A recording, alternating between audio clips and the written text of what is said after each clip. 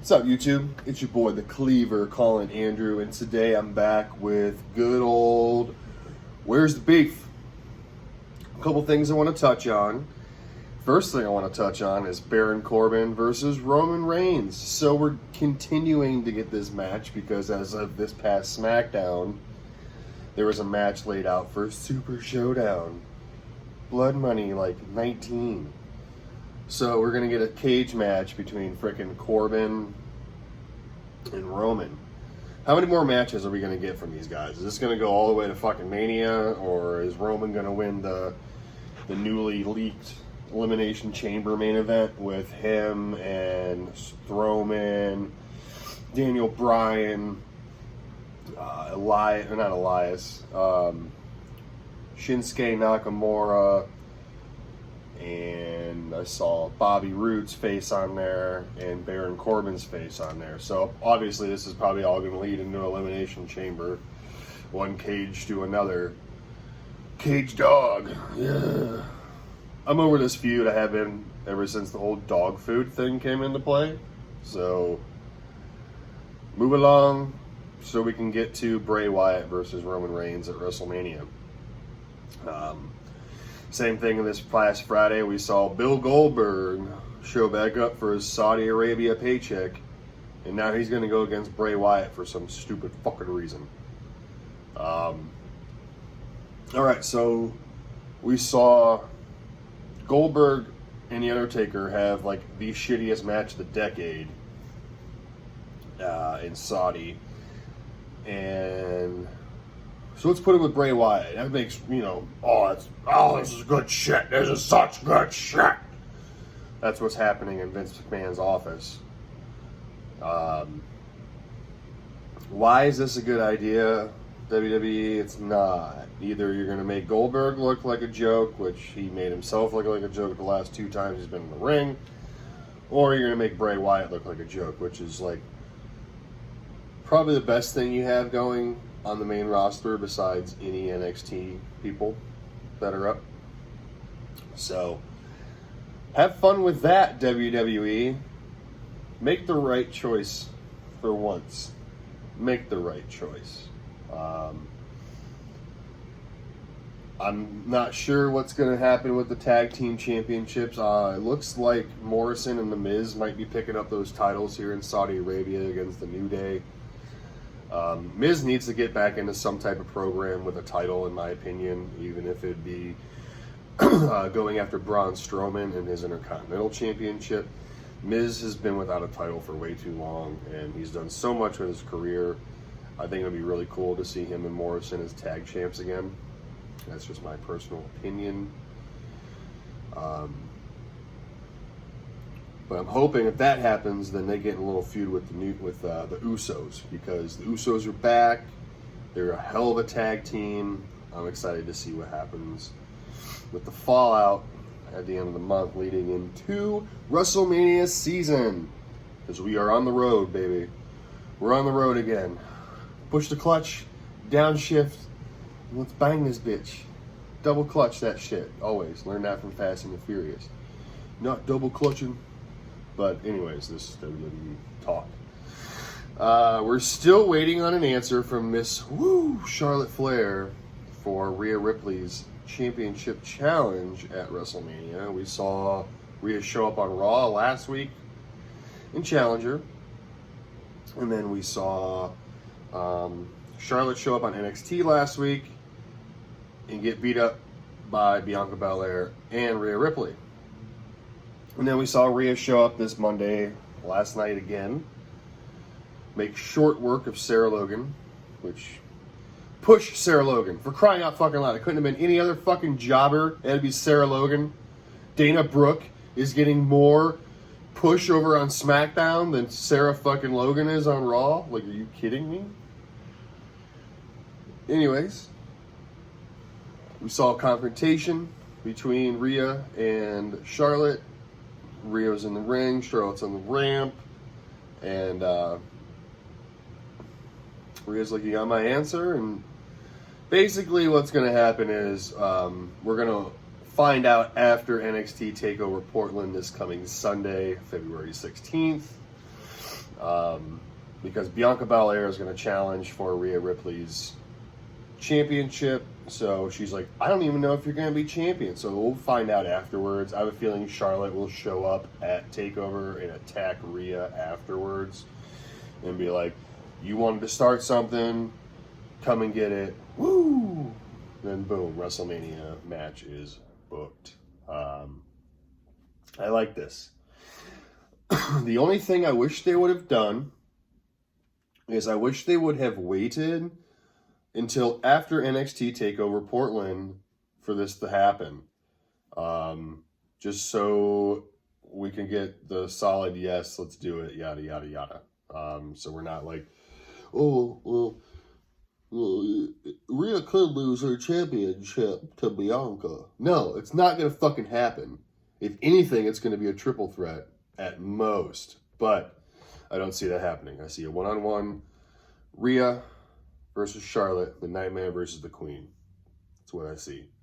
And also, other NXT news, Angel Garza has made appearances on Raw 2 weeks in a row. It looks like he's getting put into a feud with Humberto Carrillo. You saw him take him out with the Hammerlock DDT like Andrade does onto the pulled up pad last week, which caused Rey Mysterio to come out.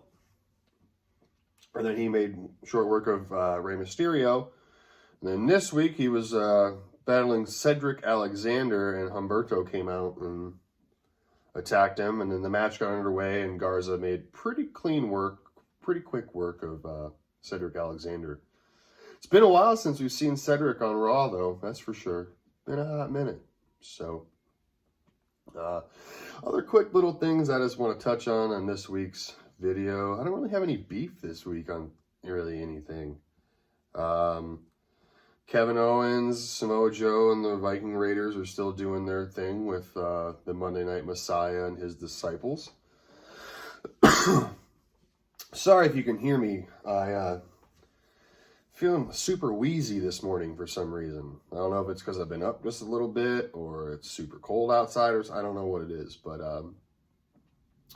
this is my beef. This is my big beef for the week. So they changed Buddy Murphy's name from Buddy Murphy to Murphy.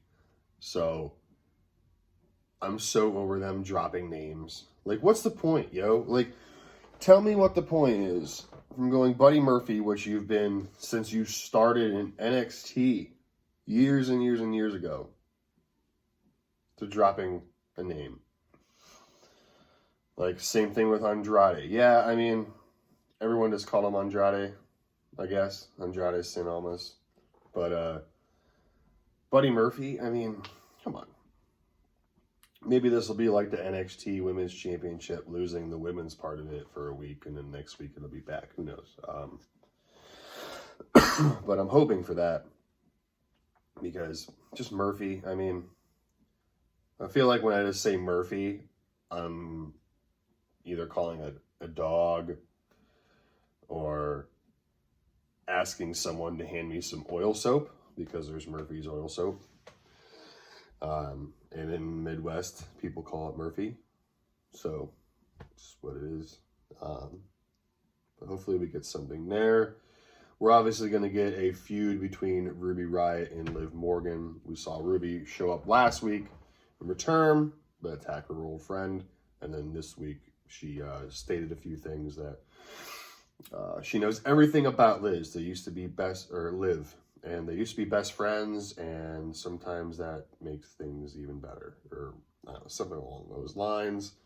But so that's coming into a feud. I don't know if she's still affiliated with Lana at all. I'm not sure on that. Don't quote me, but it could happen. Hopefully the Lana and Liv Morgan thing is out of the way. Speaking of Lana, we saw her at ringside last night when her boy Bob the Lash got beat by Ricochet. And Lana was so shocked that this happened. Well, guess what? Ricochet, for some reason, is going against Brock Lesnar at Super Showdown for the WWE Championship. So they weren't going to have him lose to Bobby Lashley going into Super Showdown. I don't know. You got to have the little guy look over on the big guy.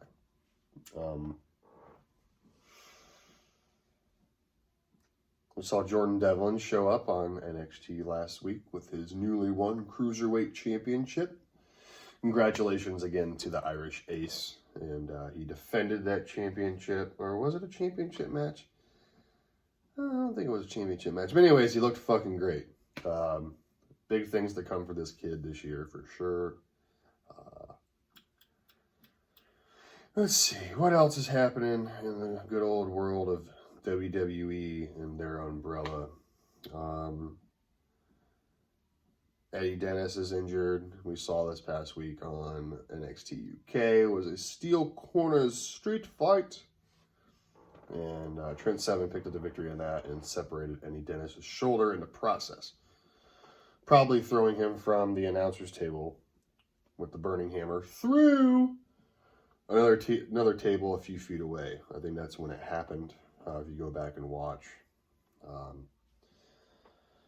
Killer Kross and Timothy Thatcher have officially signed with WWE NXT this past week, I should say, which is incredible news because two amazing athletes.